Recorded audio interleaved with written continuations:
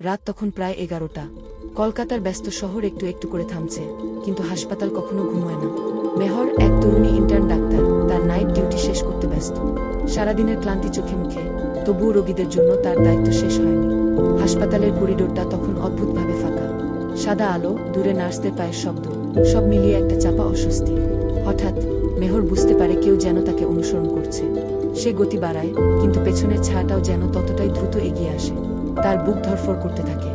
এই জায়গাটাও কি নিরাপদ নয়? মনে মনে প্রশ্ন করে সে। একটা মোড় ঘুরতেই হঠাৎ সবকিছু থেমে যায়। পরের দিন সকালে হাসপাতালের ভিড়, পুলিশ, সাংবাদিক, সবাই এক ভয়াবহ খবর নিয়ে ব্যস্ত। মেহর আর নেই। পুরো শহর স্তব্ধ। মানুষ প্রশ্ন তুলতে শুরু করে, একটা হাসপাতাল যেখানে জীবন বাঁচানো হয়, সেখানে কি জীবন এতটা অনিরাপদ? তার সহকর্মীরা মোমবাতি জ্বালিয়ে প্রতিবাদ করে। সোশ্যাল মিডিয়ায় ছড়িয়ে পড়ে একটাই দাবি, নারীর নিরাপত্তা শুধু রাস্তায় নয়, সব জায়গায় নিশ্চিত করতে হবে। মেহরের গল্প শেষ হয়ে যায়, কিন্তু তার প্রশ্নটা থেকে যায়।